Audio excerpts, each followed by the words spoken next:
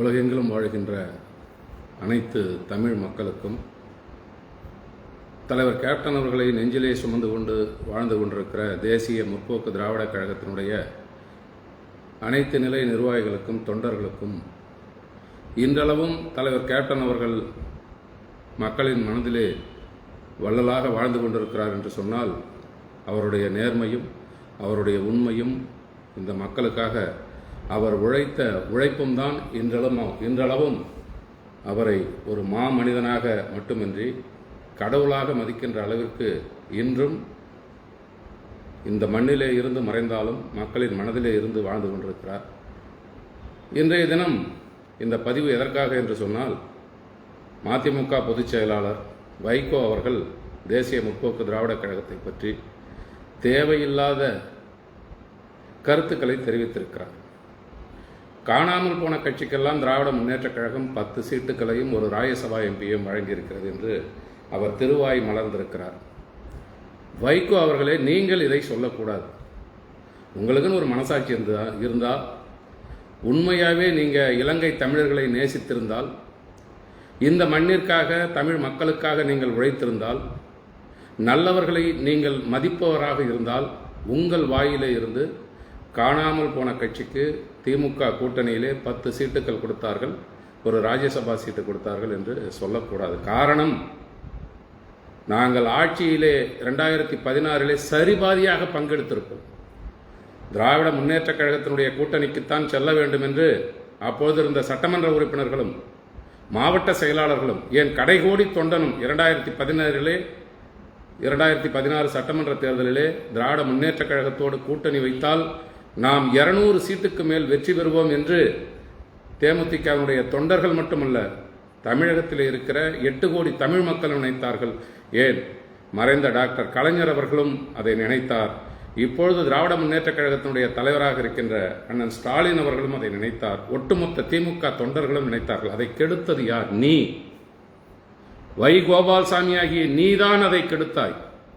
மக்கள் நல கூட்டணி என்ற பெயரில் திராவிட முன்னேற்றக் கழகத்தை ஆட்சிக்கு வரவிடக்கூடாது என்று கங்கணம் கட்டிக்கொண்டு அன்றைய சூழ்நிலையில் மக்கள் நல கூட்டணியாக இயங்கிக் கொண்டிருந்த நாங்கள் இல்லாத, தேமுதிக இல்லாத மக்கள் நல கூட்டணி தலைவர் கேப்டன் அவர்களை சந்தித்து திமுகவோடு கூட்டணி போக வேண்டாம், உங்களுக்கென ஒரு பெரிய மதிப்பு மரியாதை தமிழக மக்களிடத்திலே இருக்கிறது, வாக்காளர்கள் உங்களை முதலமைச்சராக்க தயாராக இருக்கிறார்கள், எனவே திராவிட முன்னேற்றக் கழகத்தோடு நீங்கள் கூட்டணி செல்லக்கூடாது என்று தடுத்தது குறிப்பாக நீங்கள், வைகோ ஆகிய நீ. அன்று மட்டும் நாங்கள் திராவிட முன்னேற்றக் கழகத்தோடு கூட்டணி சென்றிருந்தால் இன்று பல கட்சிகள் இங்கே இருந்திருக்கார். ஆட்சியாளர்களுடைய அனுசரணையை பெற வேண்டும் என்பதற்காக நீ எதை வேண்டுமானாலும் பேசக்கூடாது. வைகோ அவர்களே, தவறு. எங்கள் கட்சியை சீண்டி பார்க்காதீர்கள். இன்னும் இந்த கட்சிக்காக பல லட்சம் தொண்டர்கள் இருக்கிறார்கள். உங்களை பற்றி ராசா அவர்கள் பேசினார் என்று சொன்னால் நீங்கள் திராவிட முன்னேற்றக் கழகத்திற்கு பதில் கொடுங்கள். அதை விட்டுவிட்டு எங்கள் மீது அநாகரிகமாக பேசுவது, எங்களை பழித்து பேசுவது, எங்களுடைய நிலைமையை தரந்தாழ்த்தி பேசுவது, எங்களுடைய வலிமையை மிக குறைவாக பேசுவது, இதையெல்லாம் நீங்கள் நிறுத்திக் கொள்ள வேண்டும். ஏனென்று சொன்னால், தேசிய முற்போக்கு திராவிட கழகம் 2005 ஆரம்பிக்கப்பட்டு 2006 எல்லா இடத்துலையும் தனியாக நின்னோம். 234 தொகுதியிலையும் தனியாக நின்னோம். அதன் பிறகு உள்ளாட்சி தேர்தலிலே தனியாக களம் கண்டோம். 2009 நாடாளுமன்ற தேர்தலில் நின்னோம். 2011 தான் நாங்கள் கூட்டணி போனோம். 2011 அதிமுகவோடு நாங்கள் கூட்டணி சேர்ந்தால் அதிமுக ஆட்சிக்கு வரும் என்று அப்போதைய பொதுச் செயலாளராக இருந்த முன்னாள் முதலமைச்சர் ஜெயலலிதா அவர்களிடம் அவர்களுடைய கட்சியினர் அழுத்தம் கொடுத்த காரணத்தினால் எங்களை கூட்டணியிலே இணைத்தார்கள். தேமுதிக அப்பதான் கூட்டணிக்கு போகுது. அதுவரையிலே அதிமுக கூட்டணியிலே இருந்த உங்களை அவர்கள் உதாசீனப்படுத்தினார்கள். அதிமுக உதாசீனப்படுத்தியது, தேமுதிக உதாசீனப்படுத்தவில்லை. 2006 அதிமுகவோட கூட்டணி இருந்தீர்கள். 2011 அதிமுக உங்களை கண்டுக்கல. உங்களுக்கு 6 சீட்டு 8 சீட்டு 7 சீட்டு 9 சீட்டு 10க்குள்ள நம்பர் 1 சொல்லுங்கன்னு சொன்னதுனால தேமுதிகவால் தான் இந்த நிலைமை என்று நீங்கள் அப்பொழுதே தேமுதிக மீது கோபம் கொண்டீர்கள். அந்த தேர்தலை நீங்கள் புறக்கணித்தீர்கள். தேமுதிக அதிமுக கூட்டணி உருவானது. 206 இடங்களிலே இந்த கூட்டணி வெற்றி பெற்றது. தமிழகத்தினுடைய எதிர்க்கட்சியாக தேசிய முற்போக்கு திராவிட கழகம் வந்தது. எதிர்க்கட்சி தலைவராக தலைவர் கேப்டன் அவர்கள் வந்தால் இதை பொறுத்து கொள்ள முடியாத நீங்கள் தேமுதிக உயிர்ப்புடன் இருக்கின்ற வரையில் அரசியலிலே நமக்கு அடையாளம் கிடையாது, முகவரி கிடைக்காது, மதிமுக என்ற ஒரு கட்சியே இருக்காது என்று அன்று முடிவு செய்து 2011 முடிவு செய்த நீங்கள், அதிமுகவால் ஒதுக்கப்பட்ட நீங்கள் கோபம் கொண்டு வெறுப்பு கொண்டு எங்கள் மீது வெறுப்பு கொண்டு தேமுதிக என்ற ஒரு கட்சியை எப்படியாவது அழித்தாக வேண்டும் என்று கங்கணம் கட்டிக்கொண்டு 2016 எங்களை மக்கள் நல கூட்டணியோடு இணைத்து தேர்தலில் களம் கண்டனர். அதற்கு பின்னால் என்ன இருந்தது என்பதை அப்பொழுது பாலிமர் தொலைக்காட்சியிலே இருந்த கண்ணன் அவர்கள், நெறியாளர் கண்ணன் அவர்களை கேட்டால் தெரியும். கண்ணன் அவர்கள் உங்களிடத்திலே இவ்வளவு பணம் வாங்கி கொண்டு மக்கள் நல கூட்டணியை நீங்கள் கட்டமைத்தீர்களாமே என்று உங்களை கேட்கின்ற பொழுது அந்த கண்ணனிடம் இருந்து உங்களிடம் இருந்த மைக்கை தூக்கி எறிந்துவிட்டு கண்ணனிடத்திலே பேசாமல் வெளியே சென்றீர்கள். அன்று எங்கே போனது உங்களுடைய வீரம்? எங்கே போனது? மக்கள் நல கூட்டணியின் பொழுது எத்தனை முறை எங்கள் கட்சி நிர்வாகிகளை தொடர்பு கொண்டீர்கள்? தலைவர் கேப்டன் அவர்கள் தெளிவாக இருந்தார். மக்கள் நல கூட்டணி என்பது வெற்றி பெறாது, எனவே நாம் திமுகவோடு போகலாம் என்று நாங்கள் எல்லாம் சொன்னதை கேட்டு அவர் தெளிவான முடிவெடுத்திருந்தார். அவரை குழப்பியது நீங்கள், வைகோ அவர்களே, நீங்கள் தான் குழப்பினீர்கள். தலைவர் கேப்டனுடைய குடும்ப உறுப்பினர்களிடத்திலே பேசி இந்த முறை மக்கள் ஓட்டளிக்க தயாராக இருக்கிறார்கள், மக்கள் நல கூட்டணியிலே நீங்கள் சேருங்கள், கேப்டன் அவர்களை முதலமைச்சராக நாங்கள் ஆக்குகிறோம் என்று சொல்லி பொய் வாக்குறுதிகளை சொல்லி அவர்களை நம்ப வைத்து பாசாங்கு வார்த்தைகளை பேசி கேப்டன் அவர்கள் நம்பவில்லையே, கடைசி வரை நம்பவில்லையே. மக்கள் நல கூட்டணியை கட்டமைத்தர்கள். மரமலை நகரிலே கேப்டன் அவருடைய காலேஜ் எதிரில் ஒரு கூட்டம் போட்டீங்க. இந்த கூட்டத்தில் என்னெல்லாம் பேசுனீங்க? நான் கேட்கிறேன், வைகோ அவர்களே, உங்களுக்கு மனசாட்சி என்று ஒன்று இருந்தால் 2016 மக்கள் நல கூட்டணியை உருவாக்கி திராவிட முன்னேற்ற கழகத்தை வெற்றி பெற செய்யவிடக் கூடாது, கலைஞர் அவர்களை அழிக்க வேண்டும், திமுகவை அழிக்க வேண்டும் என்று சொல்லி அந்த கூட்டணியிலே எங்களை சேர்த்து எங்களையும் அழித்தீர்கள்.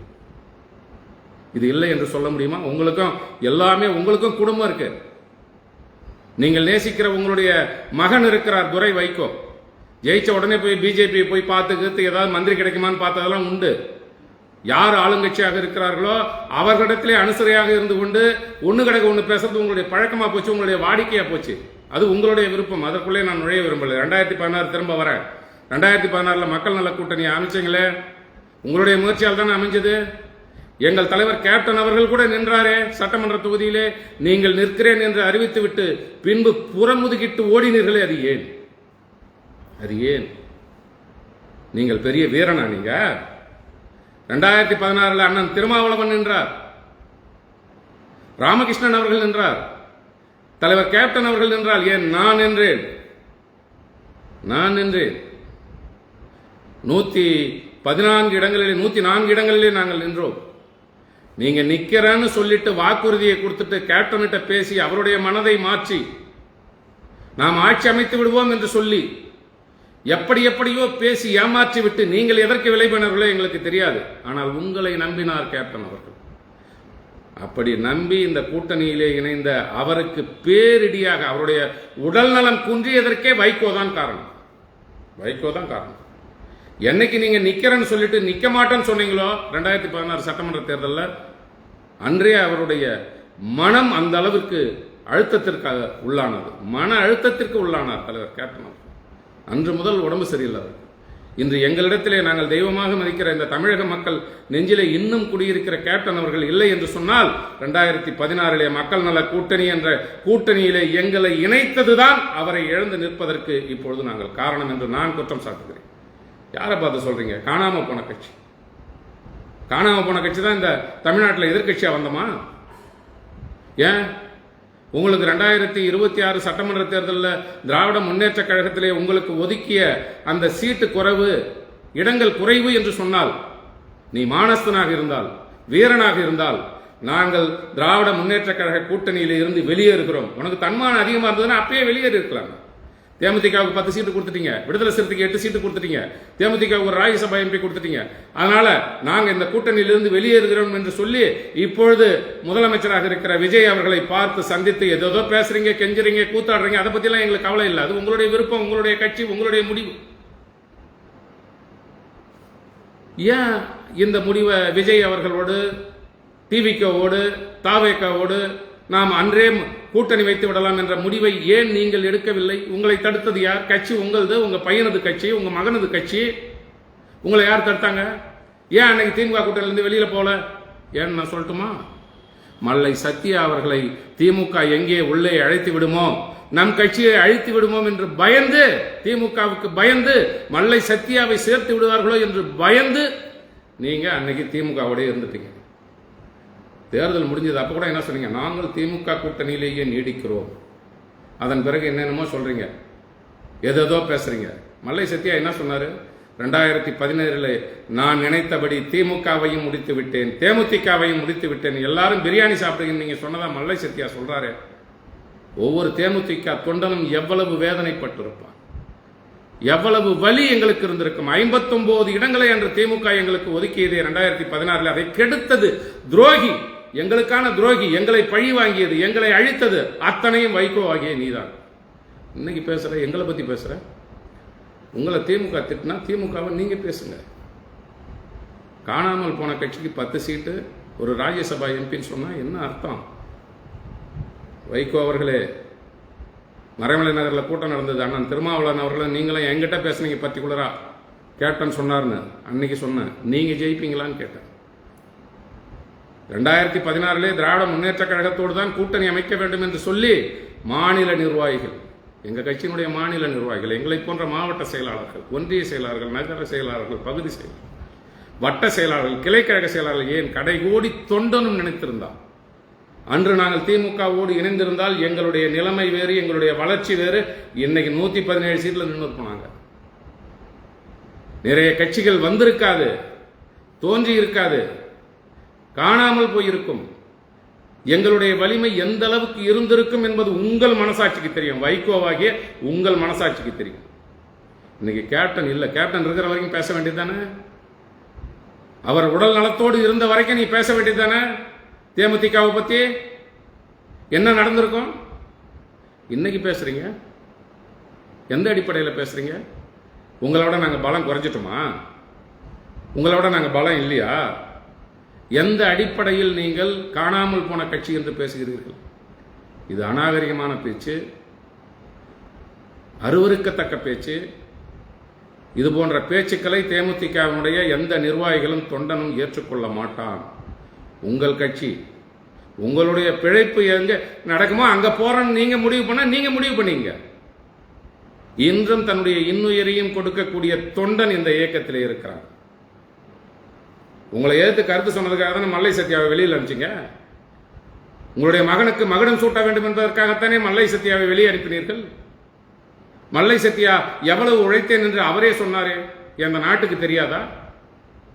தேர்தல் முடிகிற வரைக்கும் எங்க நம்ம வெளியில போனா மல்லை சத்யாவை உள்ளே அழைத்து திமுக அவருக்கு ஏதோ வாய்ப்பு வழங்கி விடுமோ என்று பயந்து நடுங்கி, திராவிட முன்னேற்ற கழகத்திற்கு பயந்து அஞ்சி அந்த கூட்டணியில் நீடிச்சிட்டு இன்னைக்கு அந்த 2 எம்எல்ஏவை ஏதோ கூட்டம் போட போறேன்னு சொல்லியிருக்கீங்க. அந்த 2 எம்எல்ஏவை ராஜினாமா பண்ணிட்டு தாவேக்காவோட போகலாம், ஆளுங்கட்சியோட போகலாம், அனுசரணையா இருக்கலாம். நம்ம ஏதாவது வேண்டாம், நல்லதில்லை. அதெல்லாம் உங்க விருப்பம், உங்க விருப்பம். நாங்கள் அதில் தலையிட விரும்பல. அதுக்காக எங்களை குறைச்சி பேசாதீங்க, எங்களை அநாகரிகமாக பேசாதீங்க, எங்களை கீழ்த்தரமாக பேசாதீங்க. எல்லாம் எங்களுக்கும் தெரியும், எங்களுக்கும் எல்லாம் தெரியும். உங்களுக்கு என்ன செல்வாக்கு, எங்களுக்கு என்ன செல்வாக்கு, இந்த நாட்டில் இருக்கிற கட்சிக்கெல்லாம் என்ன செல்வாக்கு, எப்படி எப்படியெல்லாம் ஜெயிச்சாங்க, என்ன ஏது எல்லாமே எனக்கு தெரியும். எங்களுக்கும் அரசியல் தெரியும், உங்களுக்கு தெரியும்னா எங்களுக்கும் அரசியல் தெரியும். அதனால இது போன்ற இழிவான, மலிவான, அநாகரிகமான, அருவருக்கத்தக்க, அடுத்தவர்கள் மனம் புண்படுகின்ற பேச்சுக்களை இனி பேசாதீர்கள். அடுத்தவர்களுடைய மனம் புண்படும் மாதிரி பேசக்கூடாது. அது உங்களுக்கு அழகல்ல. ஒரு மூத்த அரசியல்வாதினா என்னென்ன பேசுறதுன்னே தெரியாம பேசிக்கிட்டு இருக்கிறீங்க. எந்த இலங்கை தமிழர்களை நீங்கள் நேசித்தீர்களோ அதே இலங்கை தமிழர்களை தலைவர் கேப்டன் அவர்களும் நேசித்தார், இந்த வெங்கடேசனும் நேசித்தேன். ஏதோ நீங்க மட்டும்தான் இலங்கை தமிழர்களுக்காக போராடணும்னு நினைக்காதீங்க. நீங்க மட்டும்தான் இலங்கை தமிழர்களுக்காக அப்படியே குரல் கொடுத்தோன்னு நினைக்காதீங்க. எல்லாமே கொடுத்தோம், நீங்க குரல் மட்டும்தான் கொடுத்தங்க. எங்களால் முடிஞ்ச பொருளாதார உதவி கூட நாங்கள் அப்போ அந்த நேரத்தில் பண்ணியிருக்கிறோம் எங்கள் கட்சி சார்பாக. இதையெல்லாம் உங்ககிட்ட சொல்ல வேண்டிய அவசியம் இல்லை. எங்களை குறைத்து மதிப்பிடாதீர்கள், எங்களை பற்றி பேசாதீர்கள். 2005 ஆரம்பிக்கப்பட்ட தேசிய முற்போக்கு திராவிட கழகம் 2011 எதிர்க்கட்சியானது. 2016 கூட்டணி மந்திரி சபையிலே இடம்பெற வேண்டிய தேமுதிகவை திட்டமிட்டு அழித்தது நீங்கள், வைகோவாகிய நீங்கள். உங்களுடைய சூழ்ச்சி, உங்களுடைய தந்திரம், உங்களுடைய பகட்டான பேச்சு, ஏமாற்று பேச்சு, இது எல்லாம் தான் எங்களை இந்த நிலைக்கு கொண்டு வந்து நிறுத்தியிருக்கிறது. தேமுதிக என்ற கட்சி ஆளுங்கட்சியாக வரக்கூடிய அளவிற்கு வளர்ந்து வந்த கட்சியை அதல பாதாளத்திற்கு கொண்டு செல்ல வேண்டும் என்ற நோக்கத்தோடு, இழிவான எண்ணத்தோடு இந்த இயக்கத்தை 2016 மக்கள் நல கூட்டணியோடு இணைத்தீர்கள். இணைச்சிங்கள 2016 தேர்தலை சந்திச்சிங்க. உடனே திமுக கிட்ட எல்லாமே சேர்ந்து போயிட்டீங்க. உங்களுக்கு நல்ல எண்ணம் இருந்திருந்தா, குறிப்பாக உங்களை தான் சொல்கிறேன், இந்த கூட்டணியில் இருக்கிறவங்களாம் யாரும் நினச்சிக்காதீங்க. வைகோ அவர்களே, உங்களுக்கு நல்ல எண்ணம் இருந்திருந்தா அன்னைக்கே தேமுதிகவை திமுக கூட்டணிக்கு வாங்கன்னு கூப்பிட்டு போயிருக்கலாமே. எப்படியெல்லாம் கேப்டன் கிட்ட திமுகவை பற்றி தரக்குறைவாக பேசி, கலைஞர் அவர்களை பற்றி பேசி தரக்குறைவாக பேசி, அநாகரிகமாக பேசி, அண்ணன் ஸ்டாலின் அவர்களை அநாகரிகமாக பேசி, எப்படியெல்லாம் கீழ்த்தரமாக பேச முடியுமோ அப்படியெல்லாம் பேசி தலைவர் கேப்டன் அவர்களுடைய மனதை கரைத்து, ஆனால் அவர் மனசு கரையாது. நீங்கள் யார் யார்கிட்ட பேசுறீங்கன்னு உங்களுக்கும் தெரியும், எனக்கும் தெரியும். புரியுதா? அதனால் எப்படியெல்லாம் கரைத்து அநாகரிகமாக பேசி திமுகவை யார் கொடுத்த அசைன்மெண்ட்டோ எனக்கு தெரியாது. நான் பாலிமரில் அந்த நேர்காணலில் பார்த்தது தான். அந்த கண்ணன் அவர்கள், நீங்கள் இவ்வளோ பணம் வாங்கிக்கிட்டு தான் இந்த மக்கள் நல கூட்டணியில் தேமுதிகவும் சேர்த்துங்களாமே அப்படின்னு சொன்ன உடனே உங்கள் மைக்கை கழட்டி போட்டுட்டு வேக வேகமாக நடந்து போனீங்க பாருங்க. உங்களுக்கு மடியில் கனம் இல்லையா? ஏன் எழுந்திரிச்சு ஓடுறீங்க? அன்னைக்கு ஏன் ஓடுனீங்க? நீங்கள் ரொம்ப நேர்மையானவர் வாய்க்கிலேயே பேசுறீங்களா? உங்கள் நேர்மையை உங்களோட வச்சுங்க சார். எங்களுக்கு என்ன அதை பற்றி? திமுக கூட்டணி பிடிக்கல, திமுக கூட்டணி உங்களை ரொம்ப வலிமை குறைவாக நினைக்கிறாங்க, உங்களுக்கு இடம் ஒதுக்குறதுல பிரச்சனை இருக்குன்னா நீங்கள் அன்னைக்கே உடனே அந்த கூட்டணியிலேருந்து வெளியே போய் நீங்கள் இல்லை தேமுதிகவை சேர்த்தது எங்களுக்கு பிடிக்கல, விடுதலை சிறுத்தைக்கு 8 சீட்டு கொடுத்தது எங்களுக்கு பிடிக்கல, தேமுதிகவுக்கு 10 சீட்டு கொடுத்தது பிடிக்கல, இல்லை இவங்களுக்கெல்லாம் சீட்டு அதிகமாக கொடுக்குறீங்க, எனக்கு சீட்டை குறைவாக கொடுக்குறீங்க, எனக்கு இவ்வளோ சீட்டு கொடுங்க, இல்லைன்னா நான் உங்கள் கூட்டணி எடுத்து வெளியேறுவேன் அப்படின்னு சொல்லிட்டு வெளியேறி போய் டிவிகே கூட சேர்ந்துருந்தா இன்னைக்கு எல்லாமே மந்திரி ஆயிருக்கலாமே, நீங்கள் வெற்றி பெற்றிருக்கலாமே. அன்னைக்கு ஏங்க திமுகவுக்கு பயந்தீங்க? அதுதான் நான் கேட்குற கேள்வி. தேமுதிக 2016 தேமுதிகவில் நயவஞ்சகமாக பேசி மக்கள் நல கூட்டணியிலே இணைத்தீர்களே, அந்த தேர்தலிலே நீங்கள் ஏன் போட்டியிடவில்லை? அனுப்பினா நீங்கள் எம்பியா? எங்களை மாதிரி தானே இருந்தீங்க. நானாவது 2016 போட்டியிடுறப்ப எம்எல்ஏ, நீங்கள் என்ன வரீங்க? ஏன் போட்டியிட்டு போட்டியிலிருந்து ஒதுங்கி ஓடினீர்கள்? ஏன் ஓடினீர்கள்? அது யார் கொடுத்த அசைன்மெண்ட்? இந்த கூட்டணியை மக்கள் ஒரு விதமாக பேசுகின்ற பொழுது நீங்கள் தேர்தலிலே போட்டியிடவில்லை என்ற அறிவிப்பு வந்தவுடன் தான் அந்த கூட்டணியே பலவீனமானது. இது எந்த சூழ்ச்சி? தேமுதிகவையும் திமுகவையும் அழிக்க வேண்டும். தேமுதிக கூட்டணிக்கு திமுக கூட்டணிக்கு போனாக்கா ஆட்சி வந்துடும், 200 சீட்டு ஜெயிச்சிரும். அதனால என்னென்னமோ நயவஞ்சகமாக எங்கள் கட்சியிலே சிலரிடம் பேசி நாங்களாம் தெளிவாக இருந்தோங்க. உங்ககிட்டே நான் சொன்னேன், உங்களுக்கு மறந்துருக்குமா என்னன்னு தெரில, உங்ககிட்டே நான் சொன்னேன், இந்த கூட்டணி எப்படிங்க ஜெயிக்கும், எங்களை திமுகவோட போக விடுங்க.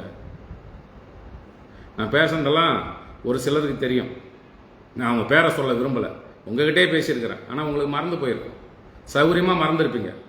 உங்கள் மனசில் இருந்ததெல்லாம் திமுக ஆட்சிக்கு வந்துடக்கூடாது, திமுக கூட்டணிக்கு போகக்கூடாது, ரெண்டும் சேர்ந்தாக்கா ஆட்சிக்கு வந்துடும், அப்படி வரக்கூடாது, ஒரு கல்லில் 2 மாங்காய். தேமுதிக கூட்டணிக்கு போக விடாமல் தேமுதிக பலவீனமாக்கலாம், திமுகவே ஆட்சிக்கு வர விடாமல் தடுக்கலாம். இது யாரோ உங்களுக்கு கொடுத்த அசைன்மெண்ட், அதை செஞ்சு முடிச்சிங்க.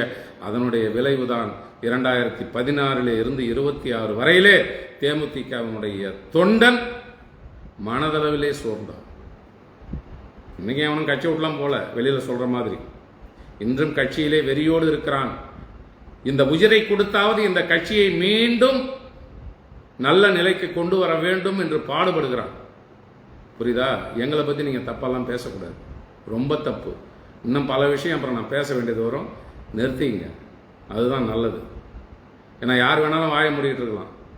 நாங்கள்லாம் தொடர்ந்து இந்த இயக்கத்தில் பாடுபட்டுக்கிட்டு இருக்கிறோம். லட்சக்கணக்கான தொண்டன் பாடுபட்டு கொண்டிருக்கிறான். நிர்வாகிகள் ஆயிரக்கணக்கான பல்லாயிரக்கணக்கான நிர்வாகிகள் பாடுபட்டு கொண்டிருக்கிறார்கள். இன்னும் இந்த இயக்கத்தின் மீது பாசமும் பிடிப்பும் பற்றும் எங்களுக்கு இருக்கிறது. உங்கள் மீது இந்த நிமிடம் முதல் நான் சொல்றேன், தேமுதிக தொண்டன் ஒவ்வொருவனும் வெறுப்படைகிறான். அரசியலில் நிரந்தர எதிரியும் கிடையாது, நண்பனும் கிடையாது. ஆனால் இனி ஒரு காலம் மறுமலர்ச்சி திராவிட முன்னேற்ற கழகத்தோடு அல்லது உங்க கட்சி இருக்கிற எந்த கூட்டணியிலும் நாங்க இருக்க மாட்டோம். நான் ஒரு மாவட்ட செயலாளர், நானே சொல்றேன், இது தேமுதிக தொண்டனுடைய உணர்வாக எடுத்துக்கொள். யாரை பத்தி யாரு பேச அசிங்கமா இல்லை. 16 மட்டும் நாங்க திமுகவோட கூட்டணி அமைச்சிருந்தா இன்னைக்கு 100 எம்எல்ஏ நாங்க இருந்திருப்போம், 100 தொகுதி வாங்கியிருப்போம், 70-80 எம்எல்ஏ ஜெயிச்சிருப்போம். என்ன நினைச்சுக்கிட்டு பேசுறீங்க நீங்க? யாருகிட்ட பேசுறீங்க? எந்த அடிப்படையில் பேசுறீங்க? ஏன் உங்களுக்கு ராஜ்யசபா சீட்டு கொடுத்தத திமுக, அதுக்கு நீங்க ஒர்த்தா? நான் கேட்கிறேன். கடந்த முறை ராஜ்யசபா சீட்டு உங்களுக்கு கொடுத்தாங்கல்ல திமுக, அதுக்கான பலம் உங்ககிட்ட இருக்குதா? வைகோ அவர்களே சொல்லுங்க, இருக்கா? இந்த தடவை எதுக்காக நீங்க திமுக மேல கோவப்பட்டீங்க? உங்களுக்கு ராஜ்யசபா சீட்டு கொடுக்கலையேன்னு கோவப்பட்டீங்க. வேற என்ன கோவப்பட்டீங்க? உங்க மகன் எம்பி, நீங்களும் ஒரு ராஜ்யசபா எம்பி ஆகணும்னு நினைச்சீங்க. இல்ல, திமுக கொடுத்துருந்தாங்க இந்நேரம் நீங்க திமுக தான் சரணாகதின்னு இருந்திருப்பீங்க. அவ்வளவுதானே. இது திமுக கிட்ட நீங்க கேளுங்க. அது திமுகவுக்கும் உங்களுக்கும் உள்ள பிரச்சனை. எங்ககிட்ட காட்ட வேண்டிய அவசியம் என்ன இருக்குது? எங்களை பற்றி குறைவாக மதிப்பிட்டு பேச வேண்டிய அவசியம் என்ன இருக்கிறது? வேண்டாங்க. இன்னும் லட்சக்கணக்கான தொண்டை இந்த கட்சியில் இருந்துகிட்டு தான் இருக்கிறான். இந்த தேர்தலில் கூட தேமுதிக எப்படி வேலை செய்தது என்பது திமுக கிட்ட கேட்டு தெரிஞ்சுங்க. நான் இப்போ சொல்றேன், திமுகவில் உதயசூரியனில் நின்று 2 எம்எல்ஏ ஜெயிச்சிருக்கிறீங்களா, அதானே ராஜினாமா பண்ண போறீங்க. அதை ராஜினாமா பண்ணிட்டு திரும்ப நின்று ஜெயிச்சு மந்திரி சபையில், இப்போ இருக்கிற மந்திரி சபையில் இடம் பெறணுன்றதுன்னு உங்களுடைய ஆசை. அது உங்களுடைய விருப்பம் சாமி, வை கோபால் சாமி, அது உங்களுடைய விருப்பம். அதில் எங்களுக்கு எந்த பிரச்சனையும் கிடையாது. நீங்கள் ராஜினாமா பண்ணி அந்த இடத்துல திமுக உங்களை ஜெயிக்க விடணும், அதெல்லாம் அவங்க பிரச்சனை. ஆனால் எங்கள் பொதுச்செயலாளர் சொல்லியிருக்காங்க, நாங்கள் திமுக கூட்டணியில் தான் இருக்கிறோங்க. அதனால் ராஜினாமா பண்ணுங்க, நீங்கள் நில்லுங்க, களத்திலே சந்திப்போம், யார் வெற்றி பெறுகிறார்கள் என்று பார்ப்போம், உங்களுடைய கனவு பலிக்கிறதா என்று பார்ப்போம். உங்களுடைய கனவிலே இனிமேல் மண்ணள்ளி போடுறது தேமுதிக காரணமாக இருக்கும். வணக்கம், நன்றி.